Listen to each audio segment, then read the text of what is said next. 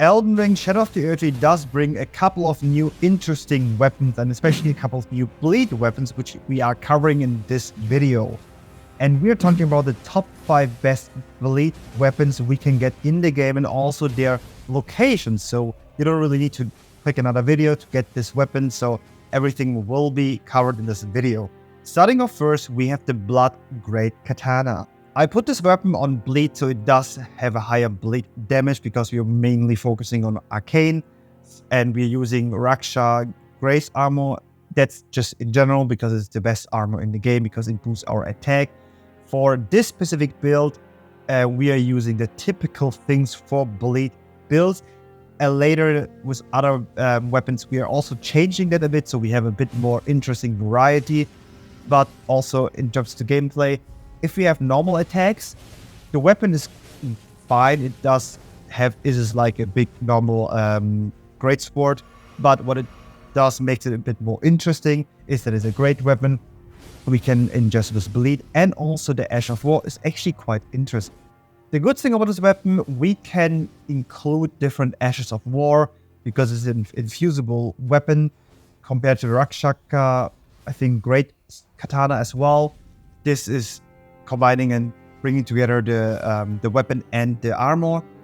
In that case, I seriously need to say the Great Katana is, in my perspective, a bit better because we can change the Ash of War, so we can increase the bleed effect, which we can do with the Rakshaka Great Katana, which does, in my opinion, makes it weaker than this one.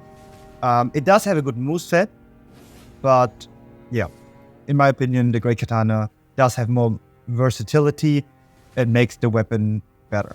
Couple of things which I would say it's not making it really amazing. First of all, the Ash of War and the Stagger is really good because we does deal a higher amount of damage, which also consumes a bit of stamina compared to like faster bleed weapons, for example, which definitely get a way higher damage overall and a faster bleed effect, which is overall for bleed and arcane builds a bit better. So that's the reason the weapon is on the 5th scale and not on the top tier. And where to get this weapon is pretty simple. We are in the starting area, so you get this weapon as early as possible. So when you're in the Shadow Realms or in the DLC, you can just get the weapons. And when you're going straight up, there's a dragon, so you need to be a bit careful. Otherwise, you can just go in front of him, and it does not attack you as long as you just don't get closer than the weapon where it's located, and it's exactly here where the dead body is. So for the second weapon in this category, which is the Beast Claw, which are really interesting. I mean, we can do definitely nicer armors for this build than the Rakshaka in terms of design and Ashes Souls. But this weapon have a really fast attack, which makes bleeding actually even better than compared to the Great Katana. That's what bleeding is important. The more attacks we are dealing, the higher the bleeding effects triggers, and also the more damage we are mostly giving because of the talisman. So that makes the talisman a bit better, similar to the base game. And in my opinion, it does have an amazing moveset, especially with the Ash of War. There are certain situations when the boss is attacking you're not getting hit. That's also possible for other new weapon types in this game, in the DLC. So that makes specifically this weapon even more unique and strong. And also, in general, the damage is not too bad. And if we combine it with the bleeding effects and the bleeding talisman, this weapon kind of does shine as well. And on the other side, it does look cool. It is funny. It is overall a good weapon. There are better bleed weapons in this game, which we are covering anytime soon. End of this video. But it does. I really like it, and I think there's a good way to bring some variety into the gameplay. Bring also variety into your gameplay, and you can change it. Another positive effect is that it's an infusible weapon, so we have a lot of variety again, similar to the Great Katana. So if we want to boost it with a higher bleed effect, if we want to infuse it, which I did actually not check it out, so I really don't know how it looks when the weapon is buffed and infused. Maybe it looks pretty cool, but I prefer to have higher bleed damage so we can do a really higher, way faster and higher damage overall. And yeah, I think it's the top 4 and definitely deserves it. So where to get this weapon? Pretty similar. Also in the first base area of the game. Also like actually when you enter the DLC, you can just get it on the right. So it's just like probably 20 seconds walk with a horse. And what I discovered is this enemy, it took me pretty long. This enemy only appears at night. Otherwise, I haven't discovered it during the day. So I think the NPC is only coming up when it's night, and that's pretty. He's not that difficult. But if you haven't got any fragments, it might be a bit stronger.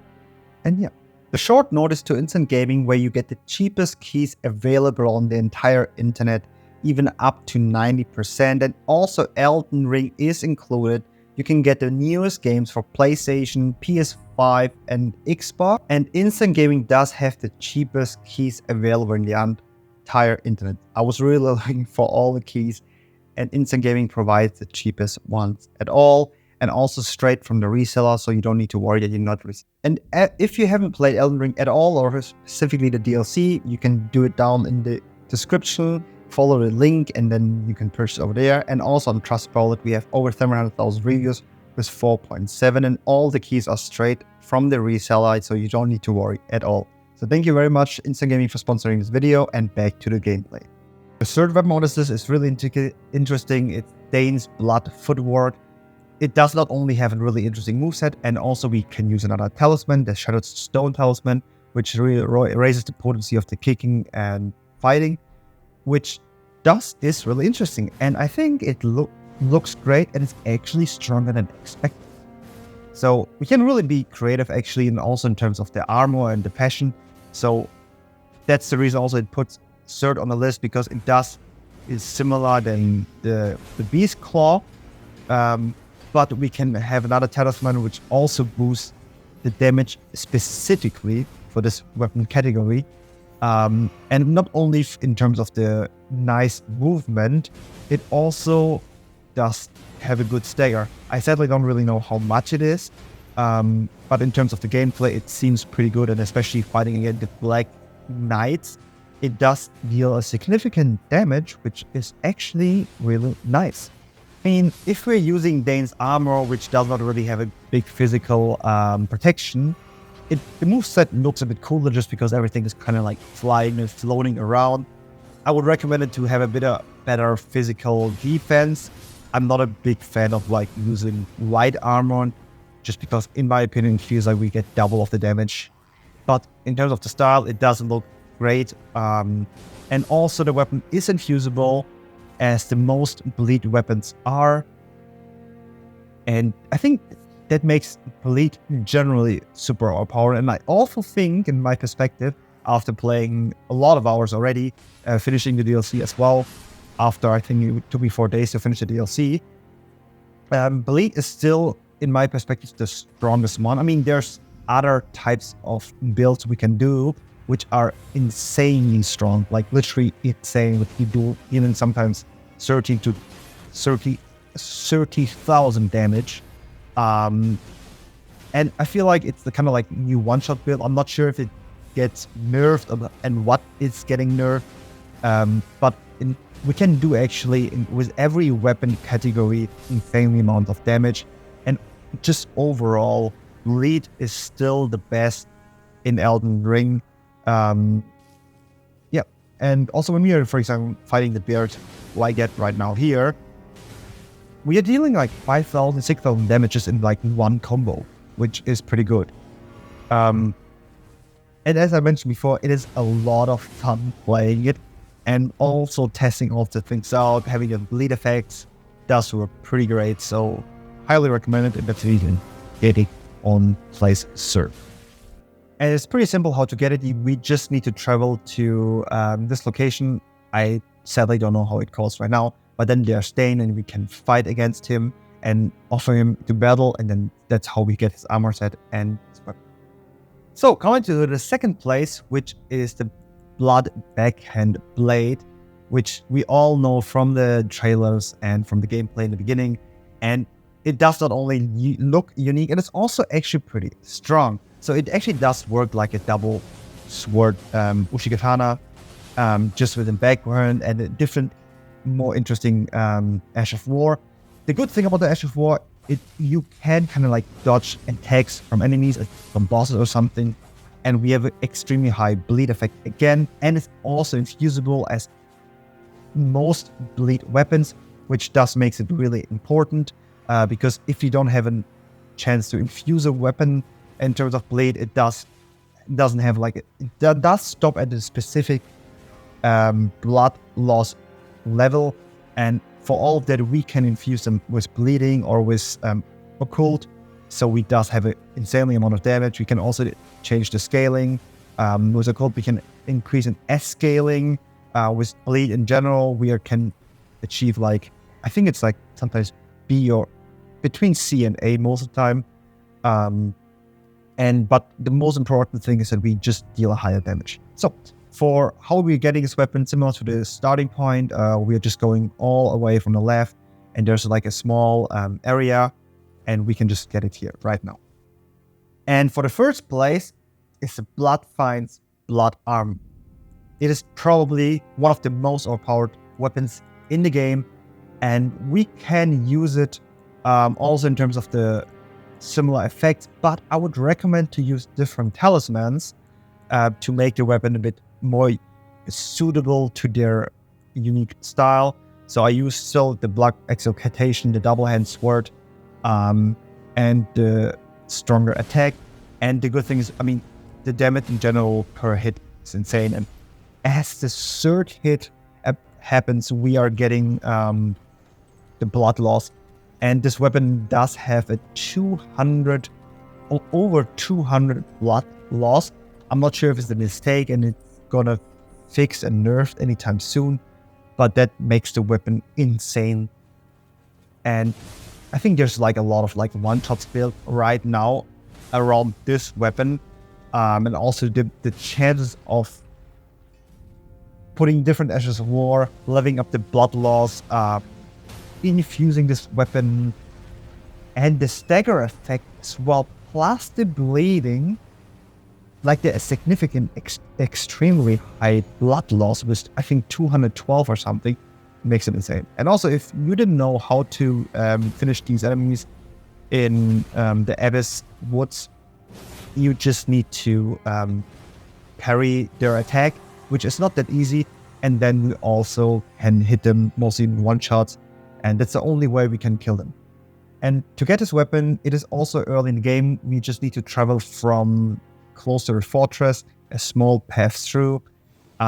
We just need to kill these enemies here. And I kind of forgot if it's dropping from one of the enemies, which it does, or if it was there already. I can't really tell you that in the video because I kind of forgot about it. But you can get it here. It's either killing one of them, which does have the weapon, or it lays in the middle. But yeah, it is pretty simple, pretty easy. Also early game weapon. And I think most of the good bleed weapons you can get in the first couple of minutes, compared to like the good faith weapons, which we definitely get way later, and especially with most of the like magic weapons. One weapon which I like to mention as well is the Ancient Meteoric or Greatsword, which is a legendary weapon. And this weapon is insane. It does not have a bleed effect, but it does scale on arcane, and is probably one of the best weapons in the game. So it's the top 3 in my perspective, or maybe the top 5 overall in general. This weapon probably might get nerfed, but I don't think it's really necessary. And it does not only look great, it is the Ash of War is such a unique one. You just need to double press L2 when you play on PlayStation. Probably on Xbox it's like RB or LB2 or something. No, LB, I have no idea. But yeah, just a short recommendation. This weapon is insanely good. I would also play it on the first place, but it's not a bleed weapon. So, but it's scaled on arcane and magic, which is pretty interesting and unique. It does have a really strong effect because magic does deal a good amount of damage and is a really strong attribute. So, thanks very much for watching this video. If you like it, please leave a comment.